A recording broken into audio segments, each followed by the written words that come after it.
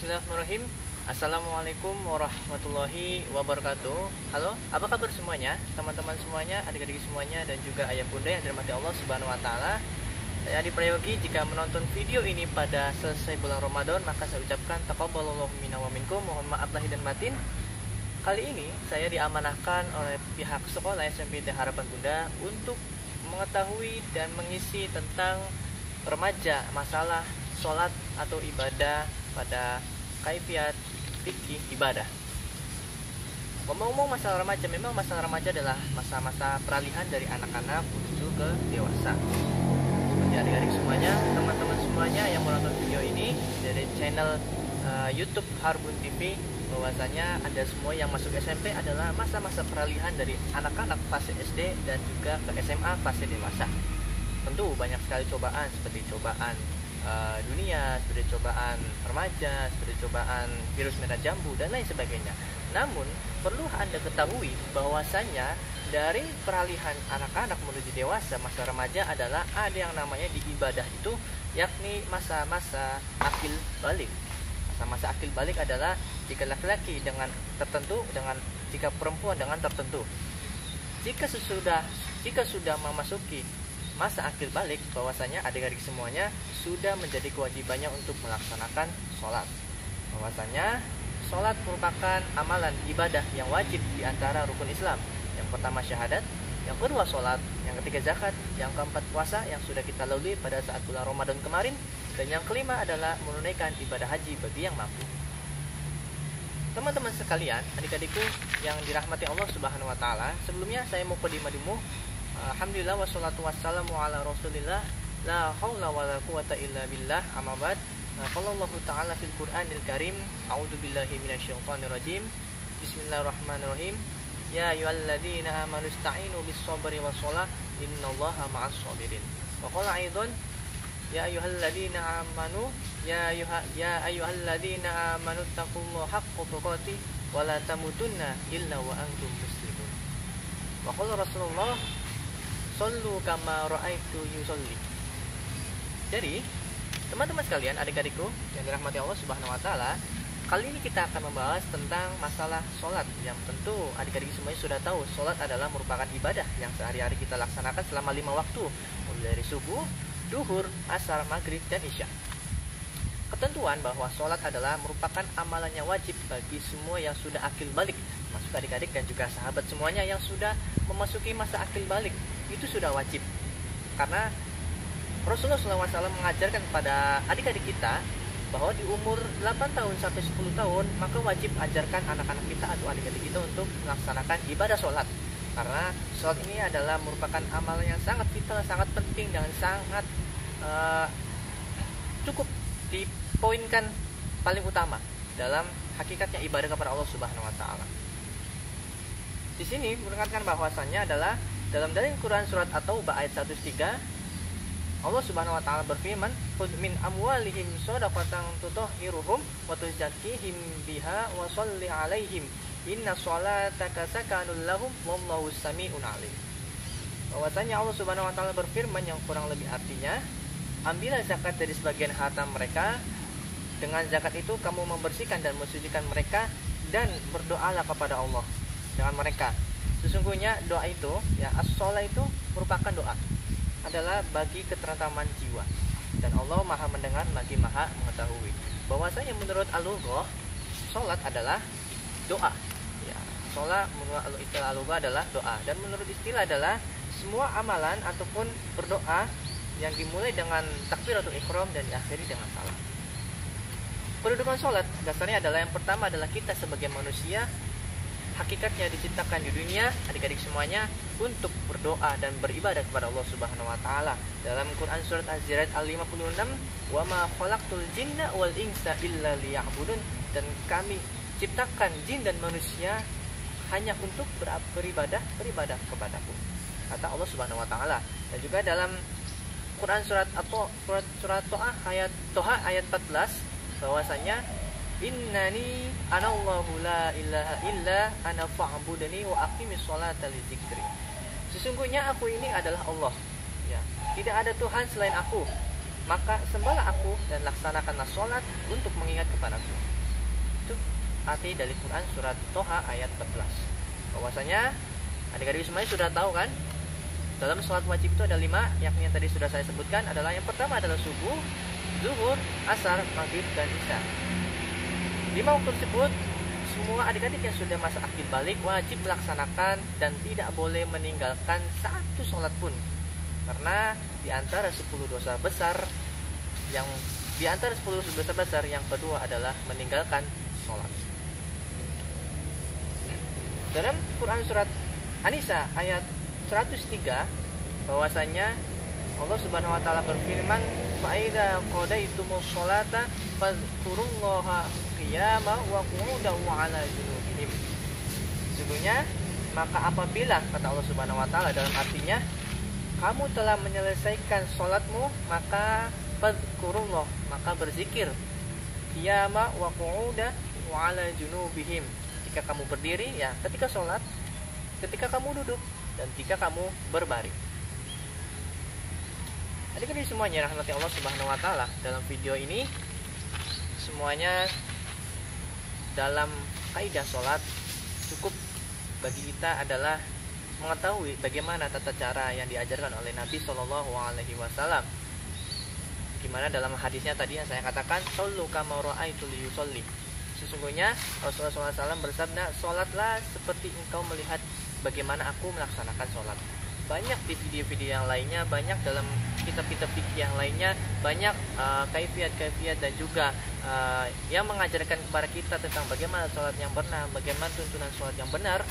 Dalam video kali ini mungkin kita tidak membahas, tetapi kali ini khusus untuk adik-adik semuanya membahas tentang bagaimana kedudukan sholat dan juga fadilah sholat secara keseluruhan dan juga secara kesimpulan. Bahwasanya sholat memiliki kedudukan yang sangat tinggi. Ibaratkan dalam sebuah filosofi adalah sholat itu adalah tiang dalam sebuah bangunan. Jika tiang itu roboh, maka semua amalan itu roboh. Ibaratnya syahadat itu adalah kita mempunyai pelataran yang luas seperti ini. Ini kita suasana di asrama ya, kita rindang suasana yang sejuk. Sholat itu adalah tiang. Zakat itu ibaratnya atap. Zakat itu adalah atap, dan puasa adalah tembok, dan haji adalah kesempurnaan semuanya, baik jendela, pintu, amalan kesempurnaannya. Tetapi jika tiang tersebut ataupun penyangga rumah tersebut roboh dan sholat itu tidak dilaksanakan, maka seluruh amalan kita yang dilaksanakan di dunia ini akan semuanya ikut roboh juga. Karena apa? Sholat adalah kedudukan yang paling tinggi di mata Allah Subhanahu wa taala. Oleh karena itu Rasulullah SAW memberikan perhatian pada kita yang sangat luar biasa ekstra terhadap masalah sholat. Solu seperti itu, mulai dari takbir hingga sampai akhir salam. Terlebih itu, jika kita memperhatikan keistimewaan sholat, tentu sangat banyak sekali keistimewaan yang kita dapat ketika melaksanakan sholat, baik sholat fardu, sholat sunnah, dan baik sholat fardu maupun sholat sunnah. Ini adalah yang pertama adalah di antara semua fadilah-fadilah yang kita terima dalam kedudukan sholat,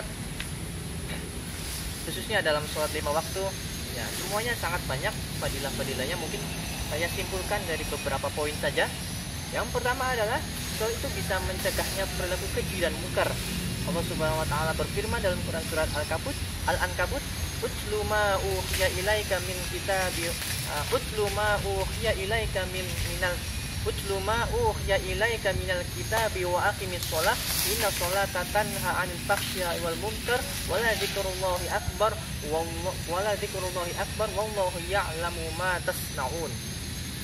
Kurang lebih artinya, bacalah apa yang telah diwahyukan kepadamu, yaitu kitab Al-Quran yang tentu kita sering baca dalam keseharian kita di rumah ya saat ini. Sesungguhnya inna sholata tanha 'anil fahsya'i wal munkar, sesungguhnya sholat itu mencegah perbuatan keji dan munkar, wala dzikrullahi akbar, dan maka mengingatlah kepada Allah Subhanahu wa taala. Wallahu ya'lamu ma tasna'un, sesungguhnya Allah mengetahui apa yang kamu kerjakan. Selanjutnya adalah yang kedua, hikmah sholat dari fadilah sholat. Di antara keseluruhannya yang saya simpulkan tadi, yang pertama adalah mencegah diri kita dari perbuatan keji dan mungkar. Kemudian yang kedua adalah sholat sebagai penolong manusia. Sesungguhnya Allah Subhanahu wa taala berfirman dalam Quran surat Al-Baqarah ayat 45, "Wasta'inu bis-sabri was-shalah wasta'inu bis-sabri was-shalah wa innaha lakabiratun illa 'alal khashi'in." Jadikanlah sabar dan sholat sebagai penolongmu, dan sesungguhnya yang demikian itu berat kecuali bagi orang-orang yang melaksanakan sholat itu tersebut khusyuk.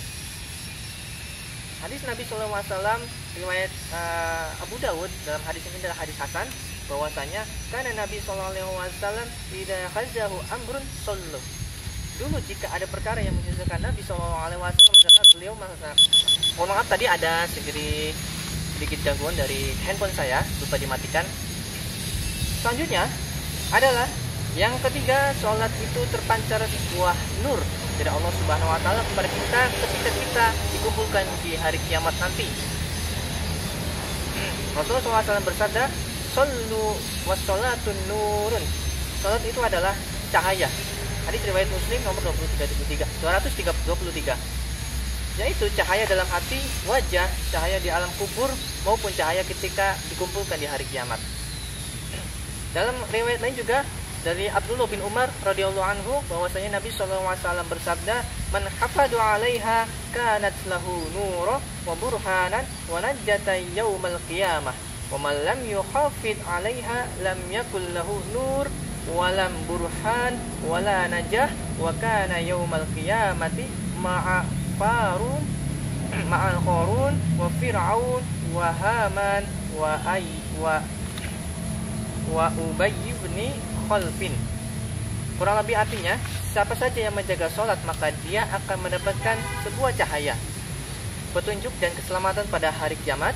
Sedangkan siapa saja yang tidak menjaga sholat, dia tidak akan mendapatkan cahaya, petunjuk dan keselamatan. Dan pada hari kiamat nanti dia akan dikumpulkan, jika kita tidak melaksanakan sholat, dikumpulkan dengan cahaya-cahaya yang gelap bersama, tentu kita kenal dengan Fir'aun, Qarun, Haman, dan Ubay bin Khalaf yang musuh Nabi SAW. Selanjutnya yang keempat di antara yang tadi adalah sangat penting sekali, bahwasanya sholat merupakan amalan yang pertama kali dihisab oleh Allah Subhanahu wa taala di yaumil mizan, di hari pertimbangan. Bahwasanya wa an Abi Hurairah radhiyallahu anhu qala Rasulullah sallallahu alaihi wasallam, inna awwala ma yuhasabu bihil 'abdu yaumal qiyamati minas shalah. Sesungguhnya dari Abu Hurairah radhiyallahu anhu, bahwasanya Nabi sallallahu alaihi wasallam bersabda, sesungguhnya amal yang pertama kali dihisab pada seorang hamba di hari kiamat adalah sholat. Jadi, jika sholat tersebut baik, maka semua amalannya baik. Di sini mengatakan fa inna taqasu min faridatihi syai'.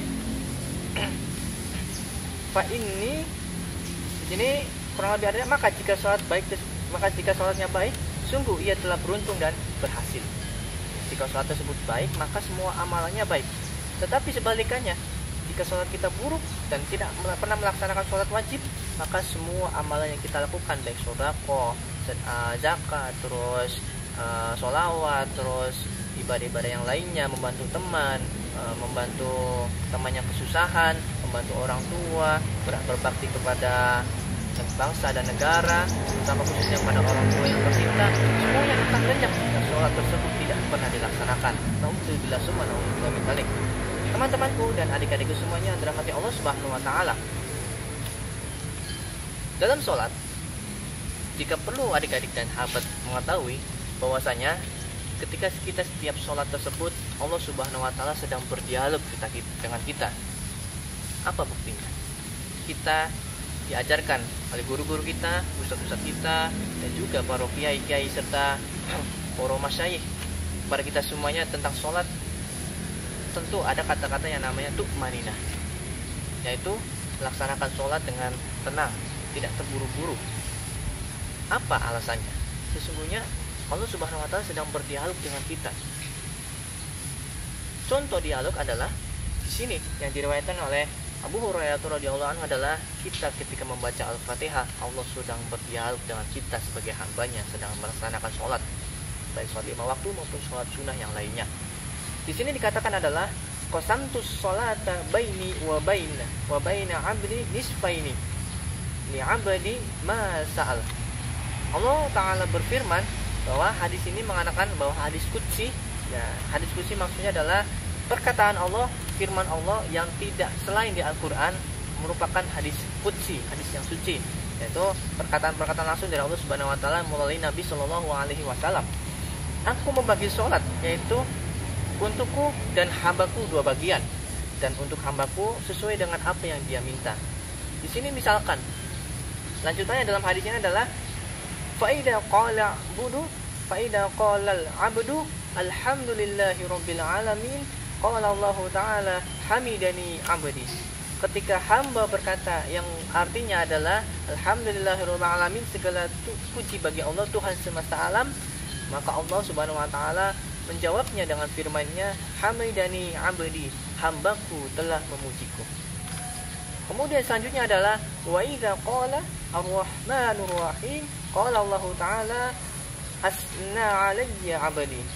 Ketika hamba berkata ar-rahmanur rahim, maha pengasih lagi maha penyayang, maka Allah menjawabnya dengan firman-Nya hambaku sedang menyanjungku, sedang memuji, berulang kali memuji, sedang menyanjung, sedang mengesahkan, sedang mengindahkan Allah Subhanahu wa taala dengan pujian-pujiannya. Kemudian wa idza qala maliki yaumiddin qala majdani 'abdi wa qala marrata fawwada ilayhi 'abdi. Ketika hamba berkata maliki yaumiddin, yang menguasai hari pembalasan, Allah Subhanahu wa taala menjawabnya dengan firman-Nya hambaku sedang memuliakanku. Selanjutnya fa idza qala iyyaka na'budu wa iyyaka nasta'in qala hadza baini wa baina 'abdi wa li 'abdi ma sa'al. Ketika hamba berkata maliki yaumiddin, Allah Subhanahu wa taala menjawabnya dengan firman-Nya hanya kepada ini adalah antara aku dan hambaku, dan untuk hambaku lah apa yang dia minta. Allah akan mengasihi jika kita meminta kepada Allah Subhanahu wa taala. Dan kemudian yang terakhir adalah fa idza qala ihdinas siratal mustaqim siratal ladzina an'amta 'alaihim ghairil maghdubi 'alaihim waladdallin qala hada li 'abdi wa li 'abdi ma sa'al. Dan ketika hamba berkata, khususnya kita sebagai hambanya kepada Allah, ihdinas siratal mustaqim, yaitu jalan yang orang-orang yang telah Engkau beri nikmat kepada mereka, maka dengan jalannya dimurkai, dengan bukan pula jalan ihdinas siratal mustaqim, tunjukkan jalan yang lurus. Maka Allah Subhanahu wa taala berfirman dalam ayat tersebut, dengan firman-Nya jawabannya apa? Ini adalah hambaku, untuk hambaku dan untuk hambaku apa yang dia minta. Subhanallah. Teman-teman semuanya dan adik-adikku, kenapa begitu penting sholat 5 waktu itu dilaksanakan? Yang pertama adalah merupakan rukun Islam yang wajib kita laksanakan di setiap kehidupan kita. Kemudian yang kedua adalah sebuah amalan yang pertama kali dihisab oleh Allah Subhanahu wa taala di yaumil mizan, di hari pembalasan, yaitu hari pertimbangan, di hari kiamat nanti ketika kita semua dikumpulkan di padang mahsyar. Kemudian ketiga adalah mencegah perbuatan keji dan munkar. Inna sholata tanha 'anil fahsya'i wal munkar. Sesungguhnya sholat tidak mencegahnya perbuatan keji dan munkar. Kemudian sholat juga merupakan dialog antara hamba dengan Allah Subhanahu wa taala. Kita sedang berhadapan dengan Allah Subhanahu wa taala. Kita sedang bertemu kepada Allah Subhanahu wa taala untuk meminta, memuji dan menyanjung Allah Subhanahu wa taala. Demikian video yang dapat saya sampaikan untuk kalian semua. Semoga adik-adik semua sehat selalu dan tonton terus video dari Harbun TV.